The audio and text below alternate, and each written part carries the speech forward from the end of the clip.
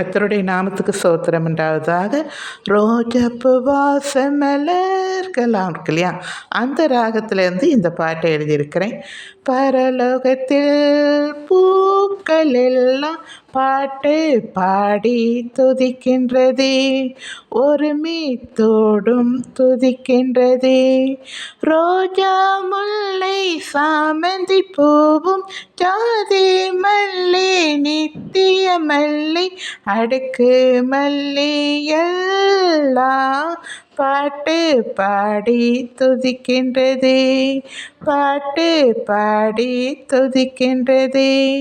வண்ண வண்ண கலரோடு வாசனை எங்கும் வீசி கொண்டு மெல்லிய சத்தத்தோடும் பாட்டு பாடி துதிக்கின்றதே, தேவனை போற்றி துதிக்கின்றதே.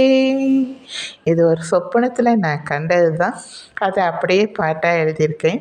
அதாவது பரலோகத்துக்கு போகும்போது பூக்கள் எல்லாமே ஒரு வெள்ளி அழகாக அந்த குரல் இப்போது எனக்கு கேட்டுகிட்டே இருக்குது. அவ்வளோ அழகாக இனிமையாக பாடிச்சு. நான் எங்கேயோ தூதர்கள் கூட்டம் கூடி பாடுறாங்க போலுக்கு நானும் தேடுறேன்.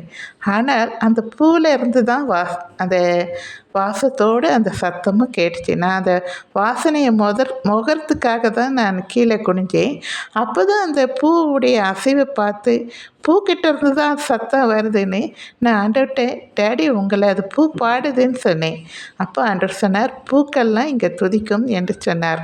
அப்பொழுது தான் தெரியும் பரலோகத்திலே பூக்கள்லாம் ஆண்டவரை துதிக்குது என்று. அதை உங்களுக்கு ஷேர் பண்ணணும்னு நினச்சி அதை பாட்டு மூலமாகவே பாடி உங்களுக்கு தெரிவிச்சிருந்தேன். உங்களுக்கு பிடிச்சிருந்தா லைக் பண்ணுங்கள், மற்றவங்களுக்கும் ஷேர் பண்ணுங்கள். சரிங்களா? தேங்க்யூ.